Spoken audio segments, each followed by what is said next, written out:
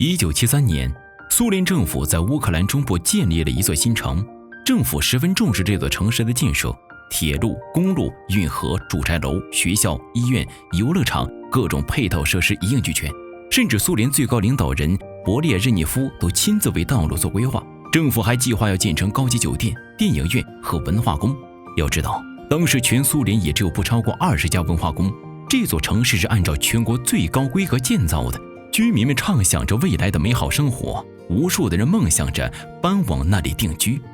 然而，到1986年，眼见新建筑即将竣工，居民们却不得不陆续搬离他们的家园。快完成的建设计划全部终止，这里再也不是人们理想的居住地。相反，全世界的人听到这座城市的名字都会不寒而栗，避之有恐不及。仅仅几个月，这里就空无一人，变成了一座死城，直到今日也不见人烟。那么1986年这里到底发生了什么呢？这座城市名叫普里皮亚季，时至今日知名度也许不高，但它旁边的一座核电站切尔诺贝利却是举世闻名。今天我们就来说说那场让一座城市瞬间变为鬼城的恐怖灾难——切尔诺贝利核泄漏事件。1973年，切尔诺贝利核电站在乌克兰中部建立的。随着建立的还有普里皮亚季市。切尔诺贝利的发电职能非常重要，乌克兰诸多城市包括基辅都需要它来供电。在这里就需要科普一下核电站的工作原理了。核电站是依靠核裂变链式反应原理来发电的。在核反应堆中，会有由235构成的燃料棒与中子进行反应，由于中子释放速度较快，使得燃料棒无法完全吸收。反应堆中还会放有石墨来减速中子，从而保证核反应更有效的发生。反应过程会放出大量的热量，而与此同时，冷水会通过水泵不断注入反应堆，吸收反应产生的热量后变成蒸汽排出去，来推动涡轮机发电。核裂变反应是十分剧烈的，能量释放也很大，所以为了保证安全，反应堆会有一些控制棒，这些控制棒可以吸收中子，一旦反应过快，就可以放下控制棒来减缓反应速率。这样一套反应设施非常齐全，但却隐藏着一个隐患。在核反应结束后，反应堆里依然会有大量的余热，必须持续注入冷水散热，才能保证堆芯不被熔毁。但如果这时水泵意外断电了，供水停止，核电站至少要用1分钟才能启动备用发电机入水，这1分钟的间歇就很可能导致堆芯熔毁。因此，核电站一直尝试给反应堆做断电保护测试，即测试反应堆在水轮机断电后是否能利用涡轮机的惯性来转动水泵，为自己供水1分钟。这样的试验在之前做了3次，但都失败了。于是核电站决定在1986年4月25日白天进行第4次实验。但不巧的是，那天给基辅供电的一个电站出了故障。为保证基辅用电，核电站不得不将实验推迟到26日夜里。这一推迟看起来无足轻重，实际上为实验埋下了祸根。在白天，大量优秀的工程师都在上班，然而到了夜里，操作人员就换成了值夜班的年轻工程师。他们的熟练程度显然远不及值白班的同事们。此外，为了做实验，核电站的功率已经下降到了正常时期的1半，这就产生了一种干扰现象，叫做反应堆中毒。核反应时会产生一种叫氙135的物质，这种物质可以吸收中子，干扰反应。如果功率较大的话，中子产生速度快，氙135就不会对反应产生阻碍。但这时功率已经降到很低了，中子产生速度没有氙135快，因而反应就停滞了。随之而来的就是功率的进一步降低，已经下降到正常功率的1%左右。如此低的功率显然是没办法再进行实验了。按照规定，应该立即宣布测试失败，并且关停该反应堆，直至氙135全部衰变。但时任代理总工程师的迪亚特洛夫并不甘心失败，他做出了一个大胆的决定，要求操作员将211根控制棒拔出205根，用这种方式来加剧反应速率，去掉氙135对反应的毒化。但问题是，安全规章上要求必须至少保留30根控制棒，现在却只剩下了6根，这很可能使核电站陷入巨大的危险中。但在当时的苏联，尽管核工业非常发达，有关核安全的法律法规并不健全，而核电站的所谓条规也没有太高的强制性，某个领导的决定就可以轻易地越过规章。迪亚特洛夫决心一下，为了继续试验，他特意要求关闭自动控制，改为手动控制，这样就不会触发系统的紧急制动装置。他希望通过回升功率来继续进行断电保护的实验。迪亚特洛夫在进行一场豪赌，一旦出现一点意外，核裂变反应可能就会剧烈到无法控制，后果不堪设想。怕什么就来什么。26日凌晨1点23分04秒，断电试验开始。由于拔出的控制棒过多，试验开始后反应猛烈加剧，反应堆温度急剧上升，功率开始一路飙升，很快超过了安全值，警报器嗡嗡作响。但迪亚特洛夫依然下令继续试验。到26日凌晨1点23分40秒时，功率已经激增到了原有设定的10倍，如果再上升，就很可能要爆炸了。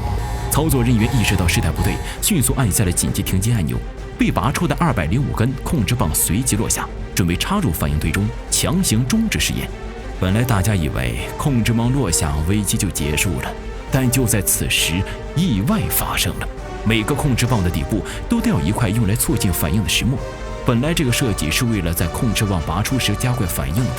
但却使得控制棒插进去时，最先接触到反应堆的是石墨。这样一来，核反应就变得更加剧烈。持续增长的高温使反应堆发生了扭曲形变，堵住了控制棒向下插的空隙。控制棒只插入了1/3就被卡住了，无法达到阻断试验的效果，最后的补救失败了。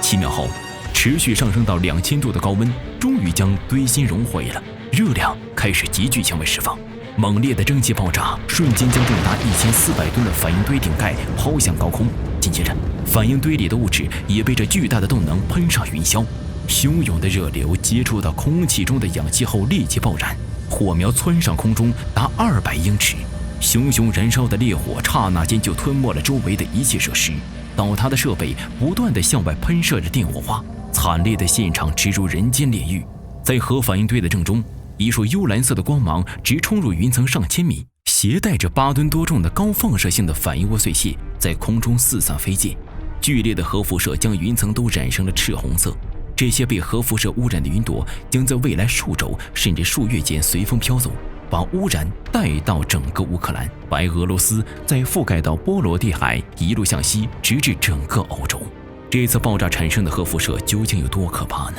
爆炸产生的辐射剂量相当于广岛原子弹的400倍，正常辐射值大概在0.01至0.02每小时毫伦琴，核电站的警戒值是20毫伦琴左右。而爆炸后的普里皮亚季市中午辐射值已高达0.2伦琴，是正常辐射的15000倍，是警戒值的10倍。到了晚上，市里的辐射已达到正常值的60万倍。人受到这种核辐射会产生什么后果呢？人体的 DNA 与蛋白质会受到损伤，细胞会大量病变，轻者会产生头晕、呕吐、腹泻、皮肤灼伤等症状，严重的人体细胞会癌变，引发白血病、皮肤癌、胎儿畸形等不治之症。在这种强辐射暴露1小时，皮肤就会迅速溃烂出血，人体组织全部损坏，五脏六腑腐烂成碎片，从嘴里涌出来，而人就在糜烂中痛苦地死去。这样可怕后果很快就得到了应验。爆炸发生4分钟后，消防员赶来了。这些消防员并未被告知核泄漏的事儿，以为这只是一场普通的火灾，因此没有穿戴任何防辐射的衣服。很快就陆续有消防员感到恶心和腹泻，他们被紧急送往医院，但为时已晚。当天晚上就有2名消防员丧生，接下来他们被送往莫斯科隔离治疗，但依然有28人相继离世。由于他们身上有强烈的核辐射，家属被拒绝前往探视，这些无辜的生命就这样孤独地消失在了切尔诺贝利的核灾难中。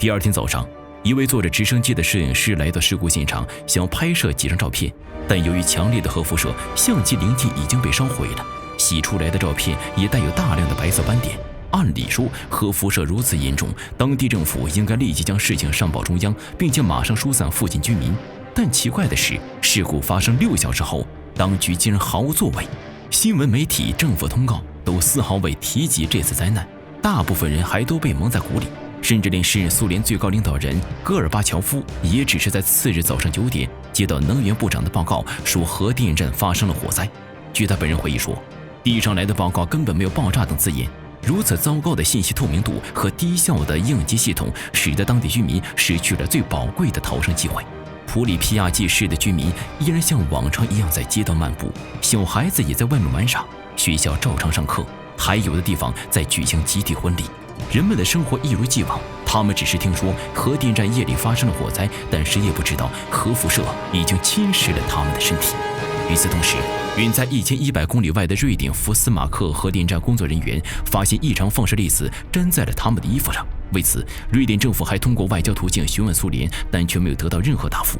不过，这次瑞典政府的提醒倒使当局意识到了问题的严重性。普里皮亚季市陆续出现了戴着面具的士兵，大批的军车和直升飞机开往切尔诺贝利。疏散居民的工作在爆炸30小时后终于开始了。市民们只有3小时收拾行李，每个儿童被允许携带1件玩具。但即使到了这时，市民们依然不知道核电站到底发生了什么，更对已遭受的核辐射一无所知。政府仍试图隐瞒真相。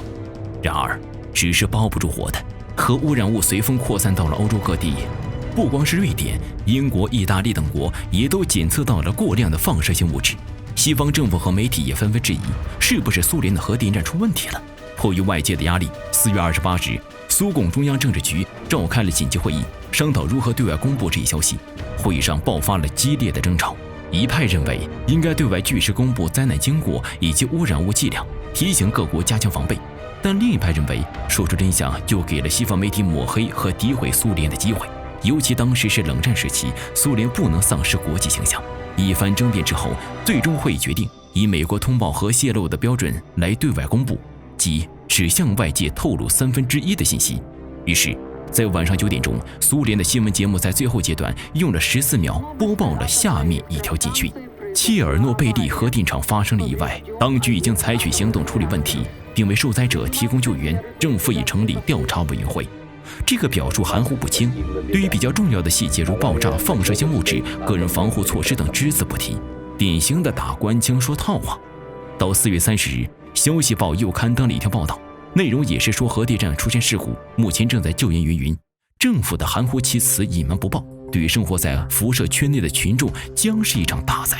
尽管普里皮亚季的人被疏散了，但此时乌克兰和白俄罗斯大部分地区的居民却丝毫没有意识到自己已置身于核污染中。